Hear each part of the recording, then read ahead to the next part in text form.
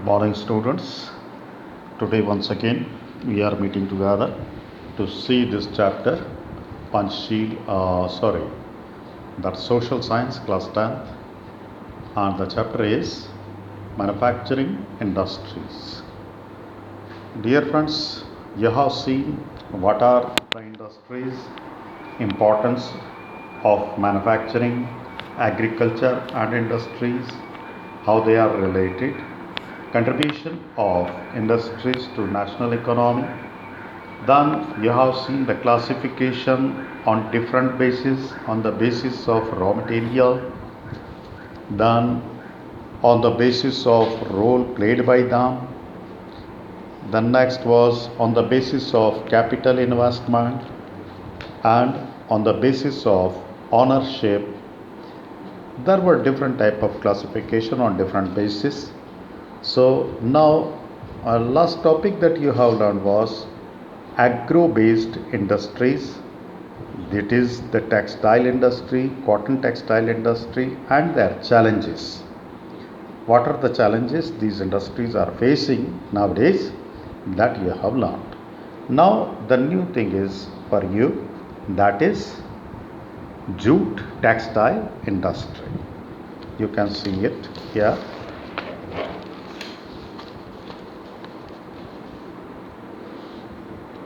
Jute textile industries. So what are jute textile industries? India is the largest producer of raw jute and jute goods. It stands second in the jute export after Bangladesh.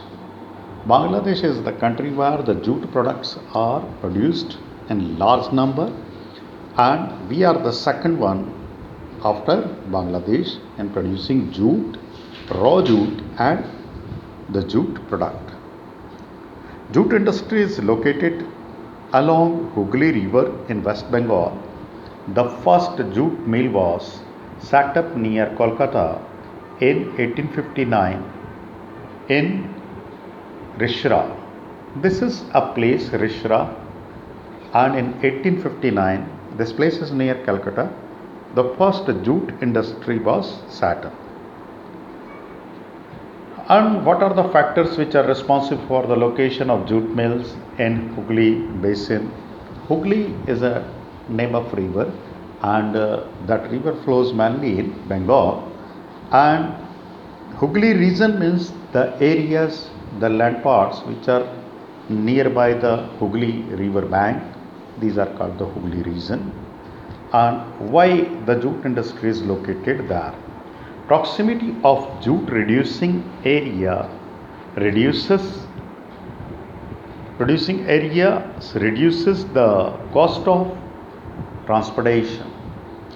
Actually जो jute का production होता है वो Hooghly river में आसपास में ही होता है, हुगली रिवर के, इसलिए वहाँ पर जो इंडस्ट्री लगी उनको उसको ट्रांसपोर्टेशन रॉ मटेरियल और को लाने के लिए ट्रांसपोर्टेशन करने का चार्जेस ज़्यादा बियर नहीं करना पड़ता, इसलिए जो प्रोडक्ट्स बनते हैं उनकी कॉस्ट में ट्रांसपोर्टेशन की कॉस्ट ज़्यादा नहीं हो पाती.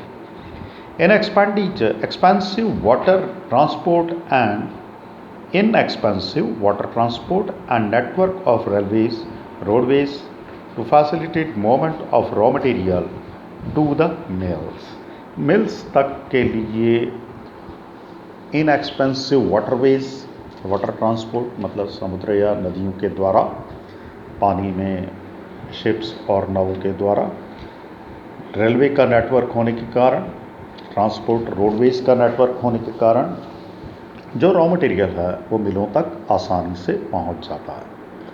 Abundant water supply from near by reverse for processing raw jute को प्रोसेस करने के लिए जो पानी की ज़रूरत होती है, वाटर की रिक्वायरमेंट होती है, उसकी अवेलेबिलिटी भी इन एरिया में है. Cheap labour from West Bengal and adjoining areas of Bihar, Odisha and eastern Uttar Pradesh. काम करने वाले मजदूर मतलब चीप लेबर उनको मिल जाता है, सस्ता लेबर उनको मिल जाता है. कहाँ से? वेस्ट बंगाल और उसके एडजॉइनिंग एरियाज़ जो हैं, आसपास के एरियाज़ जो हैं, बिहार, उड़ीसा, ईस्टर्न उत्तर प्रदेश, इनसे ये काम करने वाले लेबर भी मिल जाते हैं। Kolkata is a large urban center which provides banking, insurance and port facilities for export of jute goods from Hooghly। Kolkata एक बड़ा सेंटर है, अर्बन सेंटर है, जहाँ से एक्सपोर्ट करने की सुविधा, पोर्ट्स वगैरह हैं, वहाँ से एक्सपोर्ट किया जा सकता है जूट गुड्स को, और इंश्योरेंस और दूसरी फैसिलिटीज़, बैंकिंग वगैरह की फैसिलिटीज़ भी कलकत्ता में हैं। यही कारण रहा कि हुगली रीजन में जूट इंडस्ट्रीज़ को सेटअप किया गया। Yes, dear friends, we are talking about jute industry. और जूट इंडस्ट्री हुगली रीजन में क्यों लगी हुई है, उसका कारण देखा आपने।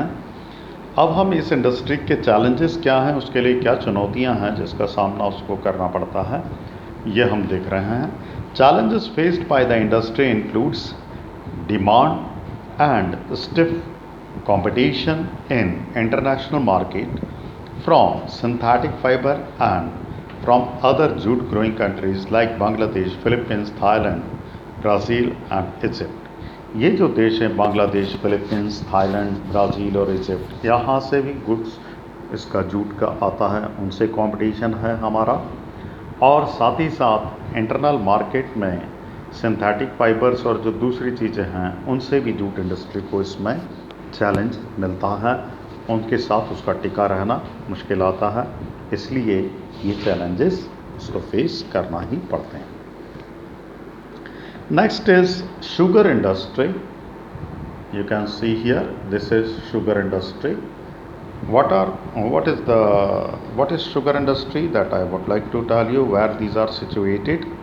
The sugar is a essential commodity which is produced at large scale in India, and though even sometimes we are importing this sugar, India stands second in the world in sugar production and the first in the production of good Khansari sugar mills are located in Uttar Pradesh, Bihar, Maharashtra, Tamil Nadu, etc. Sugar के production में हम दुनिया में second number पर हैं और first number पर हम हैं गुड़ और खांडसारी। गुड़ आप जानते हैं जैगरी कहा जाता है, गुड़ तो आप पीले रंग का जो होता है, जो गन्ने के रस से ही बनता है, आप लोग बहुत उपयोग करते हैं, तो गुड़ के बारे में आपको परिचय है। खांडसारी एक ब्राउन कलर की शुगर होती है, भूरे रंग की, और वो देशी शक्कर कहलाती है, इतनी साफ नहीं दिखाई देती, इसलिए उसको खांडसारी या देशी शक्कर भी कहा जाता है। और ये भारत इसके प्रोडक्शन में नंबर 1 है।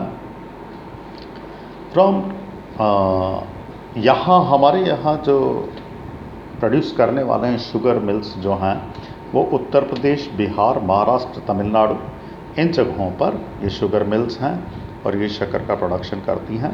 इन recent years there is a tendency for mills to concentrate in southern and western states, especially in Maharashtra।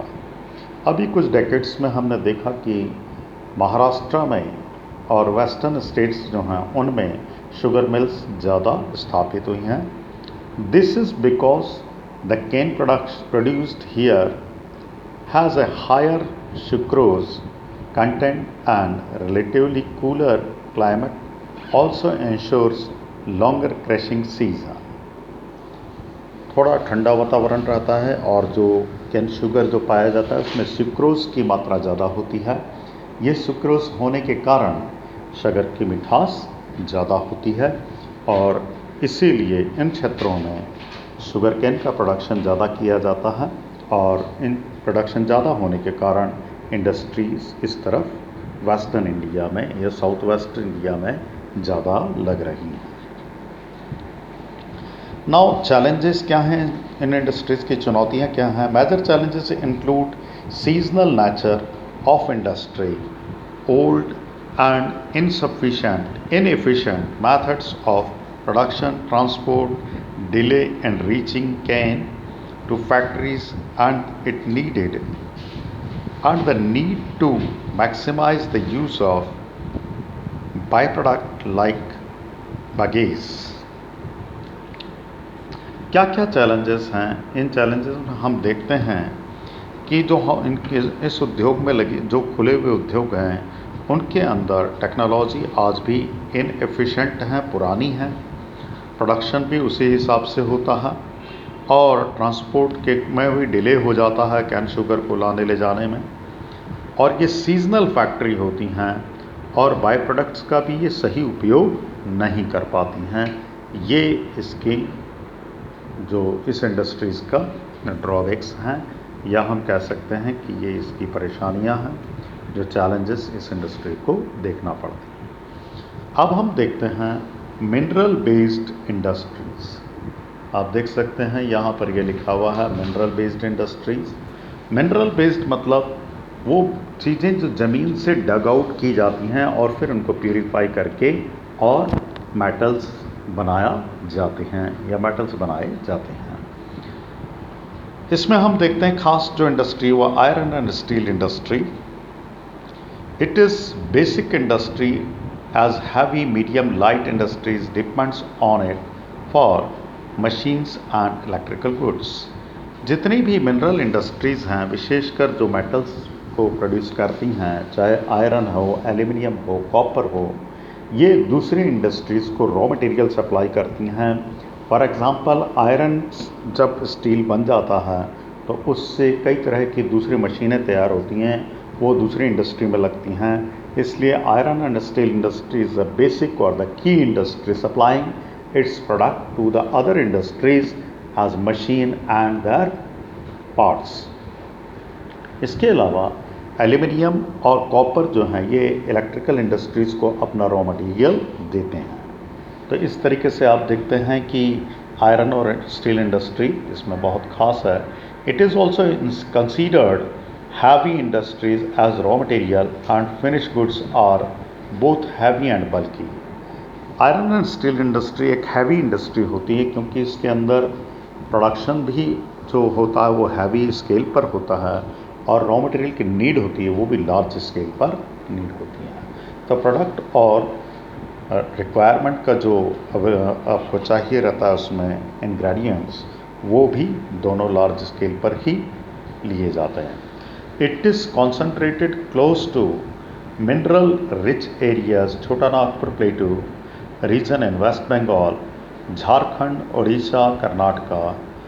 जहाँ पर रॉ मटेरियल पाया जाता है वहीं पर ये इंडस्ट्री लगाई जाती हैं। उदाहरण के लिए इसने बताया कि वेस्ट बंगाल, झारखंड, उड़ीसा और कर्नाटका, तमिलनाडु, इन जगहों पर ये मिनरल इंडस्ट्रीज़ ज़्यादा हैं क्योंकि यहाँ पर ज़मीन में मिनरल्स भी बहुत पाए जाते हैं।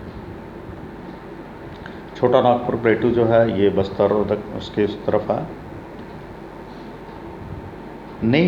Some factors are responsible for location of iron and steel industries.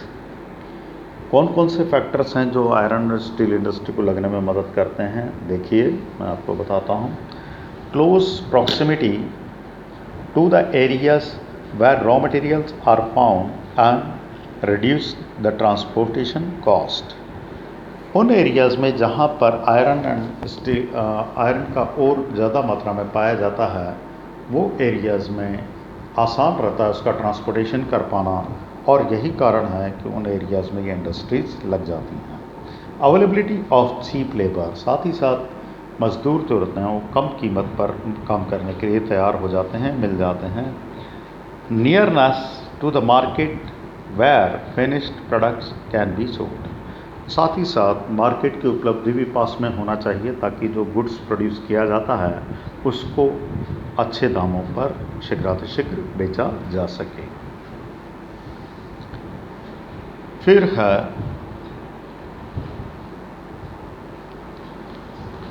some factors responsible for the location of iron and industries, steel industries. These are, मैंने आपको ये भी बताया, availability of cheap labour, market की availability, regular supply of water and power, साथ ही साथ बिजली और पानी की सुविधा बनी होना, nearness to the market where finished products can be sold, साथ ही साथ आसपास में मार्केट होना जहाँ पर जो प्रोडक्शन किया है, फिनिश्ड गुड्स है, उसको बेचा जा सके। क्लोज टू सी पोर्ट्स और एक्सपोर्ट फैसिलिटीज़, सी पोर्ट्स के पास में ही हैं ये इंडस्ट्रीज़ वगैरह, इसलिए इन्हें बेचना भी या एक्सपोर्ट करना भी आसान होता है, क्योंकि बड़े पोर्ट्स कलकत्ता आदि के वो पास में ही पड़ते हैं। इसके अलावा अब हम देखते हैं चैलेंजेस जो हैं इस इंडस्ट्रीज़ के, वो क्या हैं, इस इंडस्ट्री के सामने क्या क्या चुनौतियां हैं। तो India is not able to perform to its full potential in this industry due to, India कभी भी इस मामले में, आयरन और स्टील इंडस्ट्री के मामले में कभी भी अच्छे से प्रोडक्शन नहीं कर पाया है। उसका क्या कारण है, आप देखिए। Limited availability of high cost of cooking oil, not cooking, कम मात्रा में ऑयल का इनके पास होना, कोकिंग मतलब कोक का जो रहता है उसको बर्न करने के लिए। पुअर इंफ्रास्ट्रक्चर, जो स्थितियां हैं शेड और बिल्डिंग और सब, वो इतना अच्छा नहीं होता, ये भी इसके लिए प्रॉब्लम है। लो लेबर प्रोडक्टिविटी, और काम करने वाले मजदूर हैं वो भी उत्तम क्वालिटी के नहीं होते, इसलिए ये भी एक समस्या इसकी है। इर्रेगुलर सप्लाई ऑफ एनर्जी, जो पावर सप्लाई है वो भी अच्छा नहीं है, पावर सप्लाई कंटिन्यू नहीं रह पाता है। और लो लेबर प्रोडक्टिविटी, साथ ही साथ मजदूर जो काम करते हैं उनकी भी एफिशिएंसी इतनी अच्छी नहीं होती, और उनका जो लेबर किया जाता है वो भी कम रहता है। फिर आते हैं हम ऑटोमोबाइल इंडस्ट्री पे। ये देखिए, ये ऑटोमोबाइल इंडस्ट्री है। The sector had experienced a quantum jump in less than 15 years foreign direct investment, FDI जो है इस सेक्टर में, इस इंडस्ट्री में बहुत ज़्यादा निवेश हुआ है पैसे का, क्योंकि इसका प्रोडक्शन जो होता है वो भी लार्ज स्केल पर दूसरी जगहों पर बेचा जाता है। Brought in the new technology and align the luxury and global developments, the industry is located in Anand, Gurugram, Mumbai, Pune, Chennai, Kolkata, Lucknow, इन सभी स्थानों पर कार का प्रोडक्शन किया जाता है।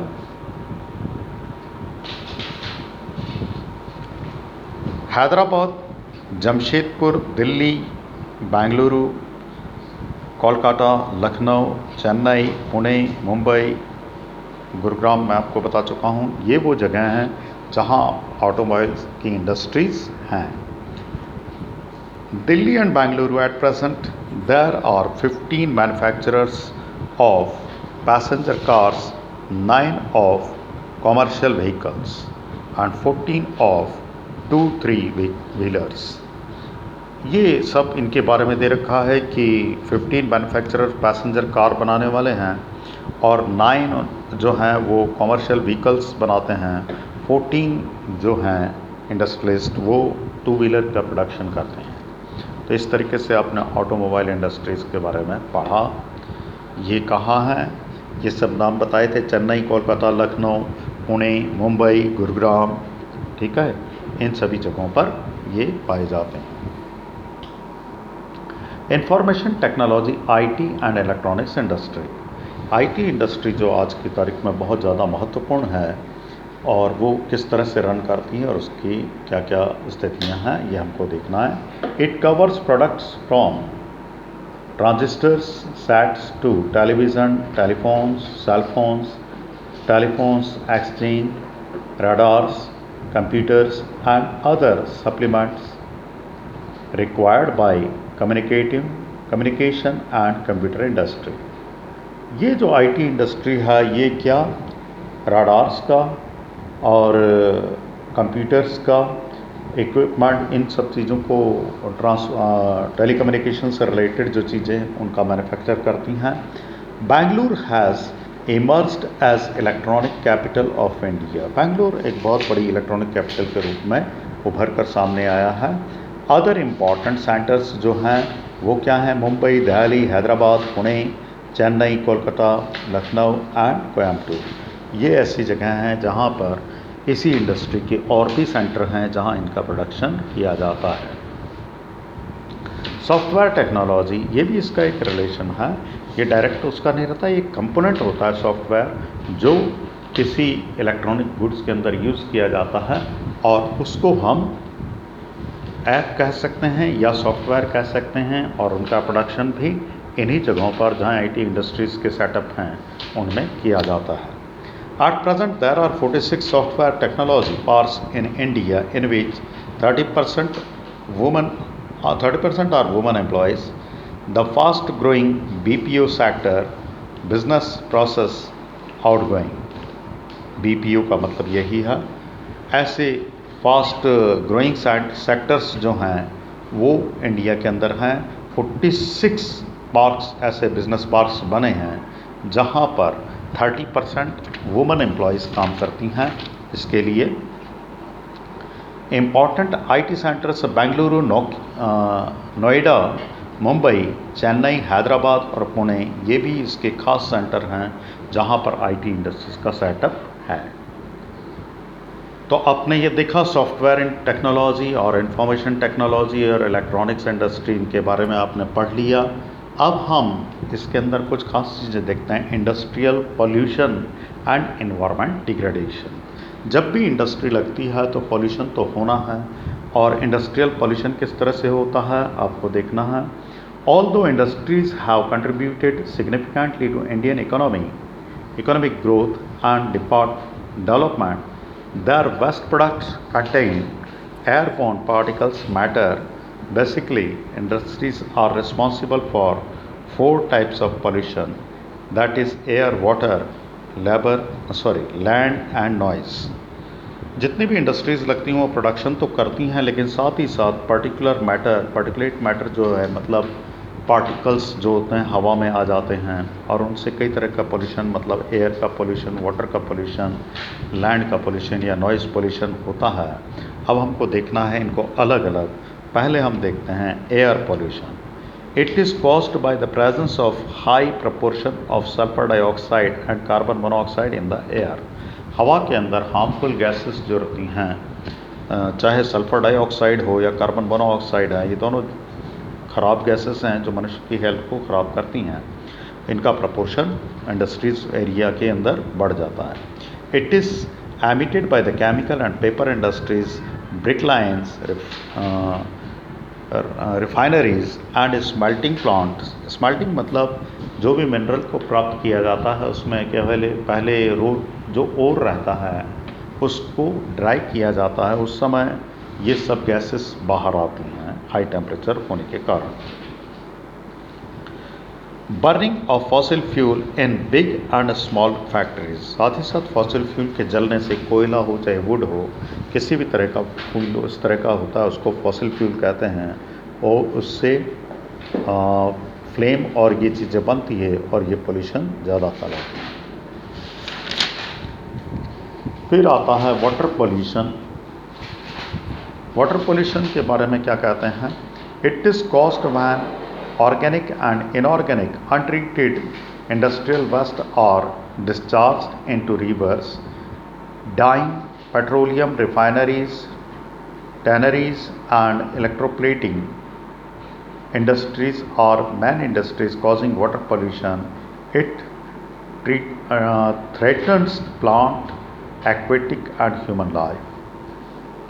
जो भी इंडस्ट्रीज हैं उनसे इफ्लुएंट जो रहता है, चाहे पेपर इंडस्ट्री हो या मिनरल इंडस्ट्री हो, उनका इफ्लुएंस मतलब ट्रीट करने के बाद जो वेस्ट वाटर रहता है वो वेस्ट वाटर, चाहे टैनरीज जो लेदर के रिफाइनिंग के काम आती हैं, पेट्रोकेमिकल रिफाइनिंग्स हैं, इनसे जितना भी इफ्लुएंट निकलता है वो सब जो वाटर रिसोर्सेस हैं उनमें जाकर मिलता है और उनको पोल्यूट करता है, जिससे वहाँ की एक्वेटिक लाइफ मतलब जलीय जीव जंतु जो हैं उनका जीवन खतरे में पड़ जाता है, और ये पूरा प्लांट और एक्वेटिक लाइफ दोनों के लिए थ्रेटनिंग के रूप में उभरता है। तो आपने देखा वाटर पोल्यूशन से क्या क्या नुकसान होते हैं और किस तरह से वाटर पोल्यूशन होता है। अब थर्मल पोल्यूशन की बात करते हैं हम। तो थर्मल पोल्यूशन क्या है? इट रिक्वायर्स, जहाँ कहीं ये फैक्ट्रीज वगैरह होती हैं, जहाँ पर मिनरल इंडस्ट्रीज़ हैं, स्मेल्टिंग आदि का काम होता है, या न्यूक्लियर पावर प्लांट हैं, वहाँ पर टेम्परेचर ज़्यादा प्रोड्यूस होता है और आसपास के एरिया के टेम्परेचर को बढ़ा देता है। ये टेम्परेचर का अधिक होना ही कैंसर, बर्थ डिफेक्ट्स और मिसकैरेजेस वगैरह जो प्रॉब्लम आते हैं महिलाओं में, वो सारे प्रॉब्लम इस थर्मल पॉल्यूशन के कारण आते हैं। नॉइज़ पॉल्यूशन, जब भी बड़ी इंडस्ट्रीज़ लगती हैं, उनकी हैवी मशीन्स रन करती हैं और उन मशीनों के रन करने से बहुत ज़्यादा मात्रा में साउंड प्रोड्यूस होता है और ये प्रोड्यूस हुआ साउंड उस पर नॉइज़ पॉल्यूशन भी फैलाता है। इस नॉइज़ पॉल्यूशन से हमारी हेल्थ पर बड़ा एडवर्स इफेक्ट पड़ता है। हार्ट रेट बढ़ जाती है, ब्लड प्रेशर बढ़ सकता है, साइकोलॉजिकल इफ़ेक्ट्स भी आ जाती हैं। तो आपने नॉइज़ पॉल्यूशन भी देखा। अब कंट्रोल ऑफ एनवायरमेंटल डिग्रेडेशन क्या है, हम किस तरह से जो वातावरण में नुकसान होता है उसको कंट्रोल कैसे करते हैं या कर सकते हैं, ये देखना है। Minimizing water usage by reusing and recycling waste water into 2 और मोर सक्सेसिव स्टेज। हम देखते हैं कि जहाँ इंडस्ट्री में पानी लगता है उसको ट्रीटमेंट दे करके वापस रीयूज़ के लिए बनाया जा सकता है। यदि हम ऐसा करते हैं तो पानी को, उसकी खपत को हम कम कर सकते हैं और रिसोर्सेज को पॉल्यूट होने से भी बचा सकते हैं। Rain water harvesting to meet water requirement, और साथ ही साथ हमें रेन वाटर की हार्वेस्टिंग करनी चाहिए ताकि वो पानी का हम सही उपयोग कर सकें। Treating hot water and industrial water before releasing them to river and ponds. River या पॉन्ड्स में जो वेस्ट वाटर रहता है उसको पहले ट्रीट किया जाना चाहिए ताकि उसके हार्मफुल इफ़ेक्ट्स ख़त्म हो जाएं और फिर हम उसको नदी में मिला सकें। This can be done in 3 phases. जो ट्रीटमेंट होता है वाटर का वो 3 फेजेस में किया जा सकता है। By mechanical means screening, grinding, flotation, flocculation and sedimentation. ये सारे प्रोसेस हैं जिनके द्वारा प्राइमरी ट्रीटमेंट कहा जाता है। इसमें स्क्रीनिंग कर दी जाती है, मतलब हैवी पार्टिकल्स या जो रहते हैं उसमें फ्लोटिंग, उनको अलग निकाल दिया जाता है। फ्लोकुलेशन मतलब यही है डिकेंटेशन के द्वारा, और उसके द्वारा सेडिमेंटेशन कर लिया जाता है और जो हैवी पार्टिकल्स रहते हैं उनको अलग निकाल दिया जाता है। तो ये एक प्राइमरी ट्रीटमेंट किया जाता है। सेकेंडरी ट्रीटमेंट में क्या है, by biological process such as planting trees, हम ट्रीज ज़्यादा से ज़्यादा प्लांट करें, रेन वाटर को हार्वेस्ट करें। टर्शरी ट्रीटमेंट क्या है, a chemical, physical and biological process like recycling and waste water. ये जो रिसाइकलिंग जो होती है, ये वेस्ट वाटर की हम रिसाइकलिंग करते हैं और इस तरीके से हम ये टर्शरी ट्रीटमेंट जो रहता है उसमें भी ऐसा करके हम पानी को बहुत ज़्यादा मात्रा में बचा सकते हैं। तो आपने अभी इसके अंदर देखा हम किस तरह से इन्वायरमेंट को बचा सकते हैं, सारी चीज़ें आपने देख ली। अब मैं चाहता हूं कि इसके बारे में मैंने समझा दिया है और इसकी PDF मैं आपको इसके साथ ही भेज दूंगा और ये चैप्टर भी एग्ज़ाम में पूछा जाएगा। इसको ध्यान से पढ़ें और क्वेश्चन आंसर्स भी जो मैं भेजूंगा PDF उसके द्वारा पूरे करें। Thank you.